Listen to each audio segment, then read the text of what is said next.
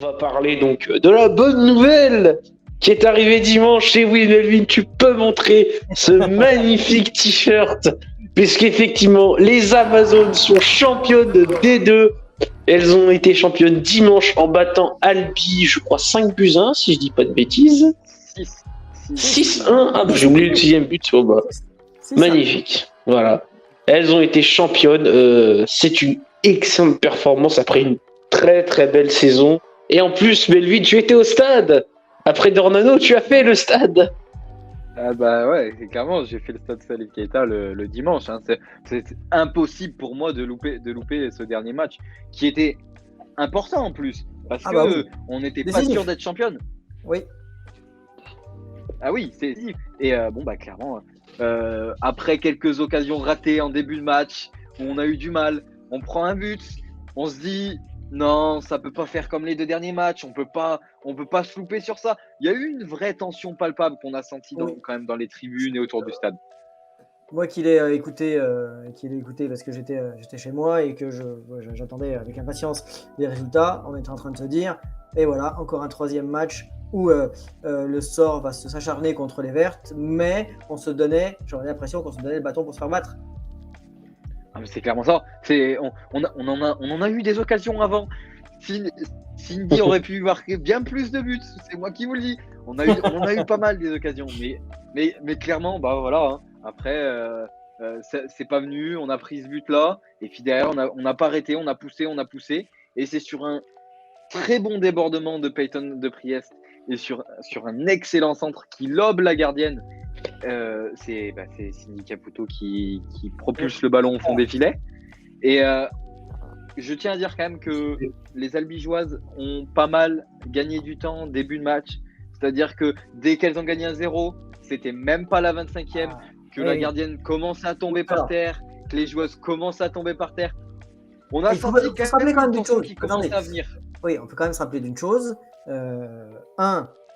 Ce championnat de D2 est l'un des plus difficiles de l'histoire de la D2 parce que, et je pense que ça ne se reproduira jamais plus, enfin j'en sais rien, mais sur les 12 équipes, la moitié descendait au niveau inférieur. C'est-à-dire qu'il n'y a que les 6 premières la première montait et les 5 autres qui restaient, les 6 suivantes descendaient. Et donc Albi n'était pas sûr, 6e, n'était pas sûr d'être maintenu. Donc il y avait une terrible tension, Ah oui, c'est clair. Et ce que je voulais dire, c'est que l'entraîneur stéphanois a pris ce match très très au sérieux parce qu'il a mis la meilleure équipe. Alors que contre Marseille, il a fait quelques tests. Rappelez-vous, il a mis Esther Nkoronko qui avait pu jouer titulaire depuis un an. Et là non, contre Albi, pas de surprise. Il fallait gagner, quoi. Long slip. Voilà. Ah oui, clairement, c'est ça. Et bon, ça s'était vu. Après ce premier but marqué du coup par Caputo, les Vertes ont encore poussé pour finalement marquer sur un corner venu de la droite. C'est un corner. Il y a eu un cafouillage, un petit cafouillage, et c'est Faustine Bataillard qui fait une très belle saison. Encore une fois, on l'avait déjà remarqué. Et en plus, appelé en équipe de France. C'est la révélation 2023, Faustine Bataillard. La révélation 2023. C'est une vraie révélation. Et en plus, elle a eu ce titre de championne. Et en plus, elle est appelée avec la France. Donc du coup, c'est tout bon pour elle. Et donc du coup, voilà, ça faisait 2-1. Et puis, juste avant la mi-temps, qui d'autre que le symbole, Ninon Blanchard, la Stéphanoise pure souche, qui aime ce club, on le sait, on le sent, et qui vient sur un corner mettre une belle tête, une très belle tête.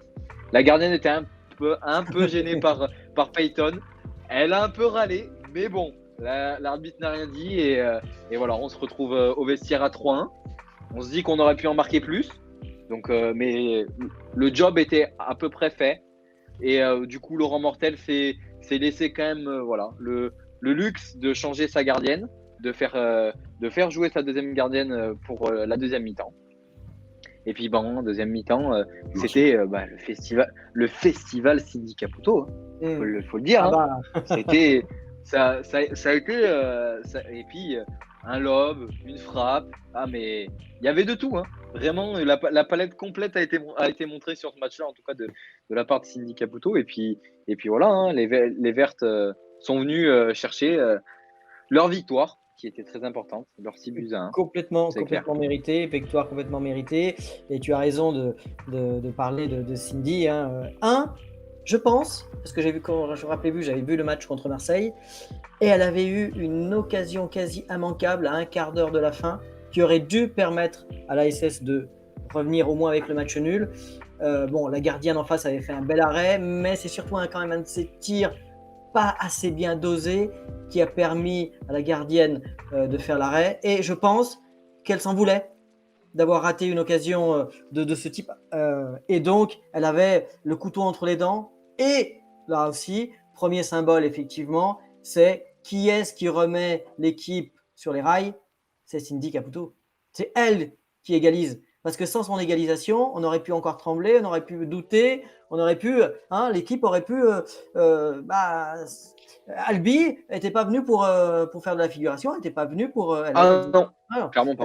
Jusqu'à là, Albi, on en parlera peut-être 2 secondes, ne se maintient que grâce à un but. Hein. Celui que Grenoble n'a pas mis.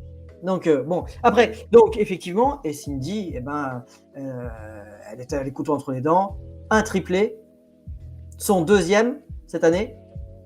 Et on voit, si on revient un peu sur Cindy Caputo, elle a fait elle a la confiance entière de l'entraîneur, tout le temps titulaire. Je crois qu'elle n'est qu'une seule fois remplaçante, tout le temps titulaire, donc elle est tout le temps dans le 11 de départ. Mais, moitié de saison, elle n'était pas décisive, ou pas la plus décisive. La plus décisive, c'est effectivement les plus décisives, c'est Laurie Jesus, avant sa blessure, et Peyton de Priest, qui sont les 2 meilleures buteuses.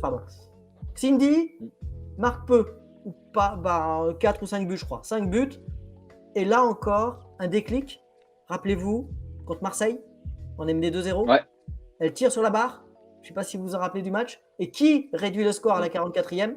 Cindy Caputo, 2-1, ça change tout, parce que les 2 équipes étaient à égalité. Et ça la change. Et ça change toute sa saison, puisqu'en 2023, c'est la meilleure attaquante. Et elle est enfin décisive. 12 buts, ça en fait 17 en tout. Donc c'est 2 triplés, donc celui contre Albi. Et plusieurs symboles. Alors ce match est vraiment plein de symboles. Elle est celle qui a marqué le 600e but de l'ASS féminine, toute compétition confondue. À ce jour, l'ASS féminine a marqué 600 buts. Ah oui, je sais. Bon, après, je sais que sur mes statistiques, il y a certains puristes qui estiment que l'ASS féminine existe depuis plus longtemps que ça. Mais, parce qu'avant, ça s'appelait le RC Saint-Etienne. D'accord? Mais depuis que ça s'appelle l'AS féminine, donc depuis 2009, donc 600 buts, le 600e pour Cindy Caputo, et le 5e but du match, donc son 2e à elle, c'est le 250e but de l'ASS aussi en 2e division. Il y en a maintenant 251. J'espère qu'il y en aura plus du tout ou plus beau. Ouais. Donc elle est vraiment. Pour plusieurs années en tout cas. D'ailleurs, oui, pour plusieurs années, on l'espère. Donc voilà, c'est vraiment la joueuse du match. Et elle a d'ailleurs, rappelez-vous, j'ai adoré ces images. Elle a gardé le ballon. Hein. Elle a gardé le ballon. Oui. Donc c'est vraiment son match à elle. Et évidemment, on espère qu'elle sera là l'année prochaine avec l'équipe pour cette magnifique prochaine saison. Et elles seront là vendredi. Pour être félicitées par un stade en furie, un stade à guichet fermé. Donc franchement, hâte d'y être pour les féliciter. Hâte d'y être, non mais vraiment hâte d'y être. Hein. Et encore une fois, bravo à elle. Exceptionnelle, encore une fois, performance, exceptionnelle saison. On leur souhaite vraiment de rester le vraiment très longtemps en D1 Arkema, voilà. On leur souhaite vraiment de rester très longtemps. Je voulais juste finir sur 2-3 petites images que moi j'ai pu voir du coup du stade. Y a, du coup, comme tu disais, Albi n'était pas maintenu et l'a appris en regardant le téléphone. Elles étaient les Stéphanoises commençaient à célébrer d'être championnes et derrière il y avait tout le groupe albigeois qui regardait sur le téléphone le résultat de Grenoble. Et quand elles ont vu ce résultat-là, les Stéphanoises et les albigeoises ont fait la fête ensemble. Oui, magnifique. C'est-à-dire que vraiment c'est des images qui sont très très belles où les deux équipes étaient là, l'une pour être maintenue, l'autre pour être championne. Et vraiment, bah voilà, on a senti les filles quand même assez heureuses, vraiment très heureuses. Elles ont réussi quand même une saison formidable. Et oui, c'est clair que l'image de Cindy Caputo qui garde le ballon à la fin du match, c'est une image qui m'a fait beaucoup sourire. Parce que voilà, c'est clair que elle a mérité son ballon. Et puis j'espère qu'il est au-dessus de la cheminée à côté du maillot. Et puis, On aimerait bien lui poser la question, effectivement. On espère les retrouver. Oui, on tient rien. Non, mais en tout cas. Non, mais en tout cas, on les félicite encore une fois beaucoup.